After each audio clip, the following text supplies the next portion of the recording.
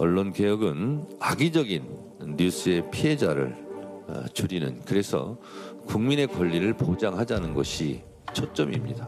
언론을 혼내주자는 뜻이 절대 아닙니다. 그리고 언론만 이러는 게 아니다. 요즘 무슨 유튜브 하면서 일부러 가짜 뉴스 해놓고 그거 막 관심 끈 다음에 슈퍼챗 받고 광고 조회수 막 올리면서 돈 버는 거 있잖아요. 언론이라고 설정하지 말자. 언론중재법을 건들지 말고 배상을 중과실은 대상으로 하지 말고 명백한 사안으로 제한하고 언론을 타겟으로 하지 말고 일반적 배상을 하게 하자. 너무 과격한가요? 매우 합리적이지 않습니까? 표정이 영 아닌데. 네, 오늘 뉴스일 라이브 피플 라이브에서는 국회 과방위 간사이자 민주당 언론개혁특위 부위원장을 맡고 있는 김현 의원 함께 하겠습니다. 어서 오세요. 네, 안녕하십니까? 의원님, 어제 정청래 대표와 언론 현업 단체들 간의 비공개 간담회가 있었는데 여기서 언론 단체들이 언론개혁법 처리를 좀 늦춰달라 이런 얘기를 했다면서요? 네, 그렇습니다. 지금 저희가 방송3법 처리를 해서 대통령께서 공표를 하셨고요. 그리고 방통위 설치법을 제정법으로 만들어서 지금 이제 곧 본회의에 상정이 돼서 필버를 통해서 처리가 될 예정입니다. 그리고 정청래 대표가 사법개혁, 검찰개혁, 언론개혁 특위를 만들어서 추석 때까지 이걸 처리를 하겠다라고 공표를 했는데 현업단체들 안에서는 아무래도 21대에서 논의됐던 내용도 존중하지만 지난 윤석열 정부에서 있었던 많은 그런 내용들을 가지고 좀 풍부하게 논의할 시간이 필요하다라는 의견이 있어서 저희가 공표하는 시점은, 그러니까 그 발의하는 시점은 당장은 아니고요. 조금 더 논의하고 수기하는 과정을 갖기로 그렇게 하고 있습니다. 그러면 이게 추석 전에 처리가 안 될 수 있나요? 네, 그렇습니다. 그렇게는 어려울 듯합니다. 네. 그렇군요. 왜냐하면 추석 전에 되려면은 이번 주에 발의가 되고 그다음에 소위원회에서 논의를 하고 그다음 공청회까지는 아니다 하더라도 전문가들하고 논의하는 공개적인 논의가 좀 필요하고 그리고 전체회의에서 총괄을 해야 되기 때문에 그 시점은 좀 넘겨야 될 것 같습니다. 그러면 이제 뭐 검찰개혁, 사법개혁, 언론개혁 사실은 이제 같이 개혁 법안들을 추석 전에 처리하려고 했는데 언론개혁법만 좀 늦춰. 언론개혁법이라기보다는 저희가 언론 관련해서는 이제 방통위 설치법을 폐지하고 그다음에 그 방송 미디어 통신위원회는 제정법을 했기 때문에 언론 개혁의 큰 틀에서는 저희가 한 3분의 2는 하고 있는 거고 그 나머지 영역에서 이제 언론중재법이나 정보통신망법을 통해서 이제 그 손해배상을 할 수 있는 그 부분에 대해서는 조금 추석 전이 아니라 그 뒤에 정기국회 기간 안에 처리할 수 있는 것 아닌가 그렇게 봅니다. 알겠습니다. 의원님 모시면 이걸 꼭 하나 여쭤보고 싶었던 게 있었는데요. 다음 그림 좀 보여주시죠. 방송뿐 아니라 요새 유튜브의 영향력이 굉장히 크고요. 특히 이 정치 영역에 있어서는 유튜브의 영향력이 많이 진보든 보수든 어떤 진영에서든 많이 발휘되고 있는 상황에서 곽상원 의원이 유튜브 정치 권력화에 대해서 연일 비판의 이야기를 하고 있습니다. 근데 이 부분에 대해서는 사실 최민희 과방위원장도 좀 공개 비판을 하기도 했고 해서 논쟁을 하고 있는 거죠. 의원님은 어떻게 보십니까?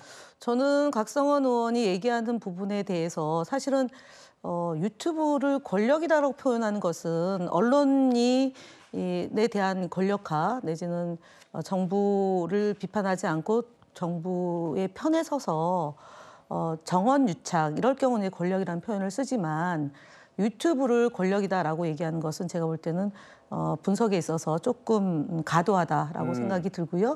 유튜브는 사실은 정치 분야뿐만 있는 게 아니라 정치, 경제, 사회, 문화, 뭐 게임, 오락 그리고 영화, 예술, 문화 전 분야에 걸쳐서 유튜브를 통해서 국민들은 이제 시청을 하고 있는 거고 관심 분야에 따라서 또 관심 분야에 따라서 알고리즘으로 형성하는 것이 있기 때문에 단순히 정치와 유튜브 이렇게 보기에는 좀 제한적 분석이다. 좀 폭넓게 봐야 된다고 생각이 들고 뉴미디어 시장에서 다양한 형태의 발전은 필요하다고 저는 봅니다. 예. 네. 알겠습니다. 그러면 시각을 조금 달리해서 유튜브는 아무래도 기성 언론보다는 좀 규제를 덜 받는 측면이 있다 보니까 가짜 정보도 많이 횡행하는 게 사실입니다. 네, 그렇습니다. 이 부분은 어떻게 규제를 해야 된다고 보세요? 네, 지금 이제 이제 1인 미디어 내지는 조그만 소규모로 시작해서 이제 현장에서 라이브로 방송하거나 아니면 스튜디오에서 방송을 하는데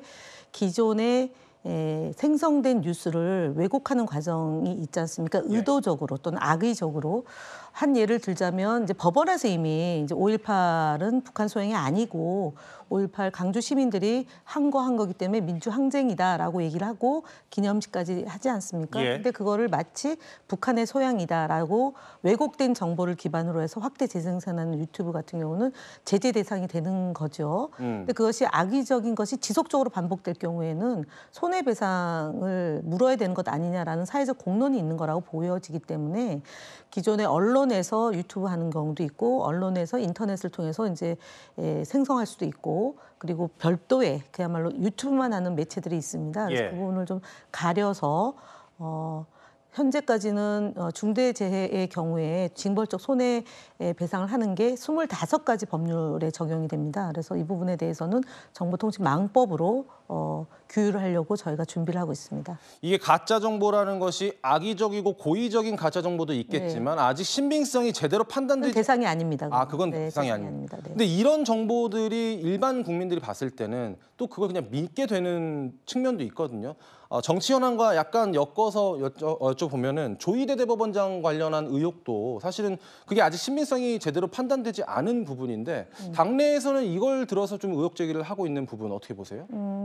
사실은 이제 물론 조희대 대법관에 대해서 신뢰할 만한 소스를 가지고 문제 제기를 할 수도 있고 아니면 의혹 제기 수준으로도 있을 수 있다고 보는데 시작 단계입니다. 다만 지금 저희가 계엄을 하고 그다음에 해제되는 과정 그리고 지금 이제 내란 특검, 김건희 특검, 최혜병 특검 이렇게 세 특검이 운영이 되고 있는데요.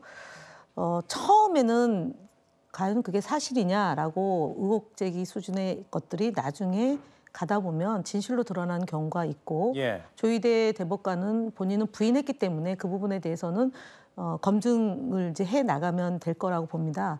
일례로 윤석열 정부에서 바이든 날리면 같은 경우에 전 국민을 대상으로 듣기 평가를 하고 방송에 대한 탄압을 정부 차원에서 했던 것 이제 기억하고요. 또 내지는 어떤 특정한 그 언론사에서 기자들끼리 인터뷰한 것이 이제 불법하다라고 해서 이제 정권 차원에서 제재를 가하는 이런 일이 있었지만 지금 저희가 하는 것은 제재를 가하는 것은 그 다음 단계이고요. 의혹 제기는 할 수 있다고 보고 그것에 대해서 책임을 이제 정치인들이 지는 거고요. 언론사나 방송사도 마찬가지고요. 지금 이제 허위 조작 정보의 문제는 불법하다 그게 정말 조작 정보다라는 것이 확실하게 드러났음에도 불구하고 지속적으로 악의적으로 반복한다.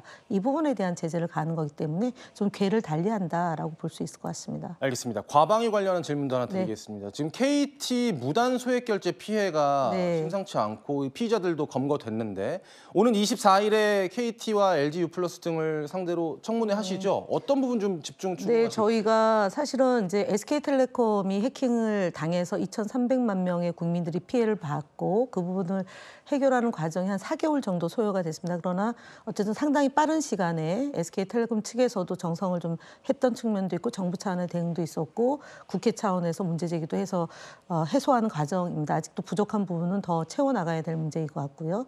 소액 결제 때문에 한 1억 5천만 원 손해를 본 건데 이건 굉장히 좀 처음 있는 형태입니다. 그리고 이제 두 명이 한 명은 이제 중국으로 갔고 한 명이 어저께 연행이 됐는데 저희가 내일 증인 채택을 하고 24일 날 이 부분에 대해서 좀 이중 장치, 그러니까 예를 들어서 이렇게 소액 결제를 하면 그냥 비번만 누르면 되는 경우도 있고 아니면 그냥 빠져나가는 게 있는데 좀 허술하다라는 지적이 있어서 이 부분에 대해서 이제 과학기술정보통신부와 그다음에 인터넷진흥원, 그다음에 KT 측의 얘기를 좀 들어보고 걱정하는 국민들을 위해서 방안을 좀 강구할 예정입니다. 알겠습니다. 김현 의원님과는 여기서 인사 나누겠습니다. 고맙습니다. 네, 감사합니다.